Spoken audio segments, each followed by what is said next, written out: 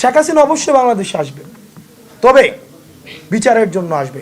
গণহত্যার যে কাঠগড়ায় তাকে দাঁড়াতে হবে, তার বিচার নিশ্চিত করার জন্য হাসিনাকে অবশ্যই ফিরতে হবে। বঙ্গভবনে গণভবনে থাকার জন্য বাংলাদেশকে যদি প্রয়োজন হতে বিক্রি করে দিয়েও হাসিনা এই দিল্লির শাসনকে সে মেনে নিত। তো ভারতের সমস্যাটা কোথায়? ভারতের সমস্যাটা বিষয়টা এমন না আমাদের তাদের সাথে কোনো ধর্মীয় কোনো ধরনের ক্ল্যাশ রয়েছে, তারা এটাকে সবসময় ধর্মীয় অ্যাঙ্গেল থেকে দেখতে চায়।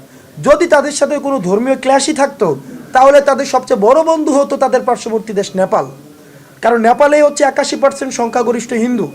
সুতরাং কিন্তু নেপালের সাথেই তাদের সবচেয়ে বেশি শত্রুতা। তো সুতরাং তাদের সাথে যে আমাদের প্রবলেমের জায়গাটা সেটা হচ্ছে ভারতের আধিপত্যবাদ নীতি। ভারত মনে করে থাকে তাদের আধিপত্যের যে আগ্রাসনের দৃষ্টিতে তারা বাংলাদেশকে দেখতে চায়। সেই জায়গাটিতে আমরা দেখেছি যে আওয়ামী লীগের নীল ডাউন ডিপ্লোমেসি, নতজানু ডিপ্লোমেসি, হাঁটু গেড়ে বসা ডিপ্লোমেসি, অর্থাৎ তার ক্ষমতায় থাকার জন্য বঙ্গভবনে গণভবনে থাকার জন্য বাংলাদেশকে যদি প্রয়োজন হতে বিক্রি করে দিয়েও হাসিনা এই দিল্লির শাসনকে সে মেনে নিত।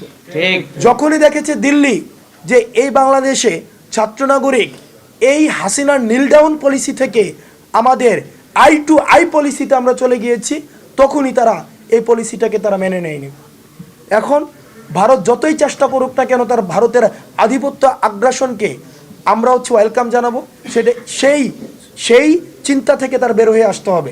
ভারতের সাথে আমাদের সম্পর্ক হবে ন্যায্যতার ভিত্তিতে, ভারতের সাথে আমাদের সম্পর্ক হবে চোখে চোখ রেখে, এবং সেটির জন্য আমরা চাই এই অন্তর্বর্তীকালীন সরকার আওয়ামী সরকারের সাথে যেই ভারতের যেই চুক্তিগুলি হয়েছে সেই চুক্তিগুলি জনসম্মুখে নিয়ে আসুক, এবং যেই পানির যেই ন্যায্য হিস্সা সেটিকে নিশ্চিত করা হোক।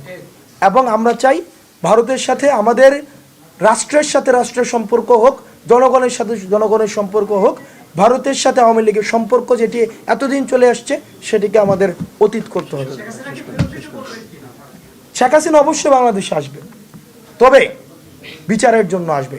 গণহত্যার যে কাঠগড়ায় তাকে দাঁড়াতে হবে, তার বিচার নিশ্চিত করার জন্য হাসিনাকে অবশ্যই ফিরতে হবে। এবং তারা যদি হাসিনাকে ফেরত না দেয় তাহলে আমরা ধরে নেব ভারত হচ্ছে, ইন্ডিয়া হচ্ছে জঙ্গি সংগঠনকে তারা পৃষ্ঠপোষকতা দিচ্ছে। ধন্যবাদ সবাইকে।